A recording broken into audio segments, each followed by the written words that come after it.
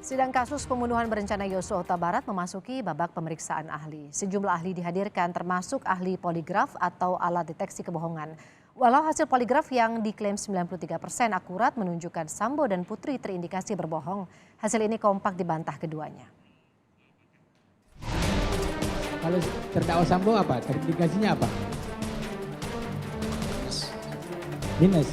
Kalau minus apa? Terindikasi, sebutin aja besar, tidak apa-apa, kamu ahli kok. Terindikasi berbohong. Kalau terdakwa Putri,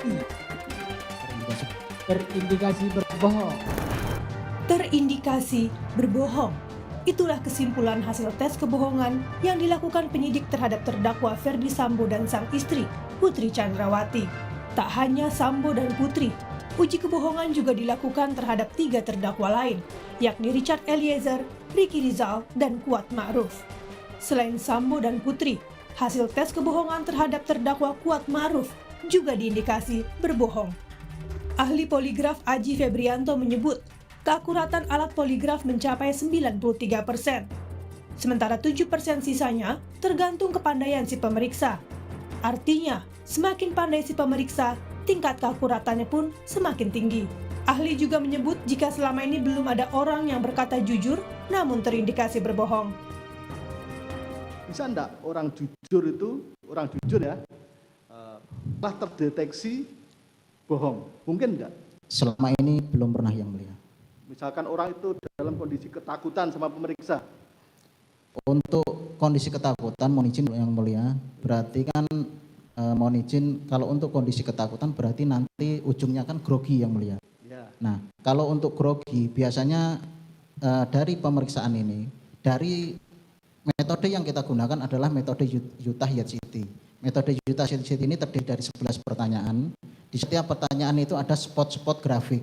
Nah, biasanya kalau orang sepengalaman kami, kalau orang ini grogi, itu biasanya setiap spot ini akan muncul grafik-grafik grogi tersebut, Yang Mulia. Namun hasil tes yang menyatakan indikasi berbohong kompak dibantah Sambo dan Putri. Sambo menolak hasil tes poligraf dijadikan bukti di persidangan. Sambo juga keberatan pertanyaan yang diajukan kepada Putri yang dinilai tidak sesuai dengan perkara pembunuhan berencana seperti yang didakwakan. Salah satu pertanyaan yang diajukan, apakah Putri berselingkuh di Magelang dengan Yosua? Kami ingin menyampaikan bahwa sangatlah disayangkan dalam pembuktian yang dilakukan oleh Puslap 4 ini hanya berdasarkan isu kemudian titipan penyidik. Ahli harusnya mengetahui dampak yang ahli berikan terhadap hasil ini pada keluarga saya. Tapi inilah faktanya, Yang Mulia. Tidak ada hubungannya dengan perkara 340 ahli tanyakan ke istri saya. Setali 3 uang, Putri juga menyatakan keberatan. Putri mengaku melakukan tes kebohongan karena takut dianggap tidak kooperatif. Saya menyampaikan ke berdua yang bertanya, saya tidak sanggup karena saya tidak mau ceritakan tentang kejadian kekerasan tersebut. Namun salah satu pemeriksa menyampaikan ibu harus menceritakan karena ibu sudah di sini. Kalau tidak salah itu yang menyampaikan adalah Bapak Aji sendiri. Saya menangis karena di dalam ruangan itu hanya ada 2 orang pria. Saya harus menceritakan peristiwa kekerasan seksual yang saya alami tanpa dibimbing oleh psikolog atau wanita di dalam ruangan tersebut. Baik. Dan saat itu saya hanya bisa menangis, tapi diminta untuk melanjutkan. Dan saya melanjutkan karena saya takut dibilang tidak kooperatif dalam pemerintah.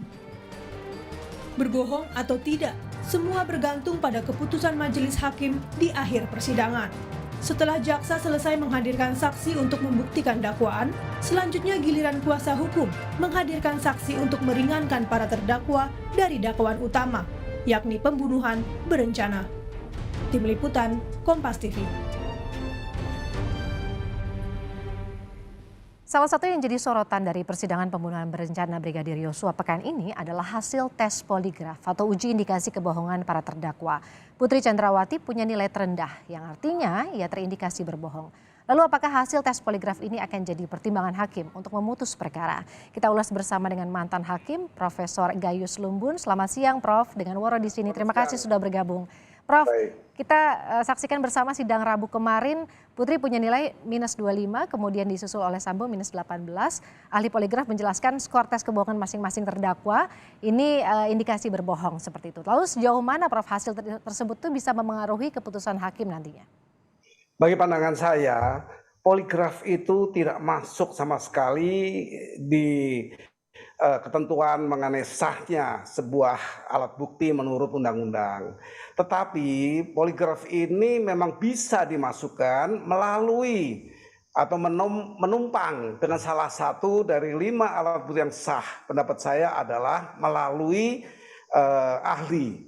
Jadi dia tidak serta-merta dipakai untuk mempertimbangkan apakah itu benar apa tidak, bahwa itu berbohong apa tidak. Tetapi ahli yang mengenal alat yang bernama poligraf itu, yang bisa bertanggung jawab untuk keahliannya untuk menyatakan bahwa memang lay detector yang bernama poligraf ini sudah sesuai dan ini memang dapat digunakan. Itu. Dan terhadap saksi ini saya berpendapat harus ada saksi lain yang ikut menilai, tidak serta-merta bisa berlaku sebagai poligraf, tidak semata-mata satu ahli saja. Harus ada ahli lain yang juga mempunyai pengetahuan luas secara keahlian mengenal alat yang bernama poligraf. Itu pendapat hukum saya. Kalau tidak bisa berdiri sendiri tapi harus menempel pada saksi seperti itu. Tapi 2 terdakwa ini bersikukuh Prof. Tidak melakukan kebohongan atau jujur mengatakan. Bahkan Putri menambahkan bahwa saat dilakukan pemeriksaan dia merasa tertekan dan sebagainya. Kemudian bagaimana upaya hakim ini kemudian bisa menguatkan keterangan dari saksi ini dengan dibantu juga dengan tes kebohongan? Atau mungkin pernah ada kasus sebelumnya Prof yang bisa dibagikan kepada kami terkait penggunaan alat tes kebohongan seperti ini? Ya, pengalaman saya ketika ada sidang terorisme menggunakan sebut saja elektroniknya berupa surat, fotokopi. Ya, itu fakta yang ada hanya ada pada fotokopi, asli tidak ada. Nah, itu pun sama. Fotokopi yang hasil elektronik tidak bisa serta-merta menjadi alat bukti yang dapat digunakan kecuali ada ahli yang mendukung itu. Ahli yang bertanggung jawab menurut keahliannya terhadap fotokopi. Nah ini sama, kan fotokopi itu ada yang berwarna juga yang hampir sama dengan aslinya. Itu semua perlu keahlian. Nah ini sama, alat elektronik yang harus menempel dengan ahli yang bisa menjelaskan secara kita kan ini mencari keadilan yang material. Kita mencari kebenaran yang material. Tidak bisa kita mengikuti kemauan banyak orang saja. Tapi ada keadilan hukum di samping keadilan masyarakat. Ada social justice tapi juga ada legal justice. Nah legal justice ini harus dipenuhi ketentuannya menurut undang-undang. Harus adanya 5 alat bukti yang sah, diantaranya tidak mengenal itu alat bukti yang bernama fotokopi, elektronik yang lain termasuk poligraf. Harus ada ahli yang bertanggung jawab dan ahli ini pun tidak satu. Khawatir bahwa ahli juga masih mempunyai pandangan-pandangan dan mendudukan saksi, padahal ahli bukan saksi, bukan orang yang tahu sendiri dan tidak perlu dia tahu, dia mengalami sendiri, tetapi dia harus sesuai dengan keahliannya, bisa menjelaskan dan meyakinkan hakim. Nah kalau itu yang terjadi maka dia bisa sah menjadi alat bukti yang sah. Tadi Prof juga mengatakan perlu tambahan saksi. Apalagi Prof yang kira-kira mungkin bisa menguatkan kemudian bisa sekaligus merangkum puzzle-puzzle ini kemudian sehingga hakim bisa memutuskan putusan atau hukuman yang jelas untuk para terdakwa ini. Untuk hakim itu bisa keyakinan dan akhirnya memutus itu ada 3 hal yang berkaitan. Di situ disebut sebagai petunjuk hakim. Yang pertama adalah saksi, kedua adalah surat, ketiga adalah ahli.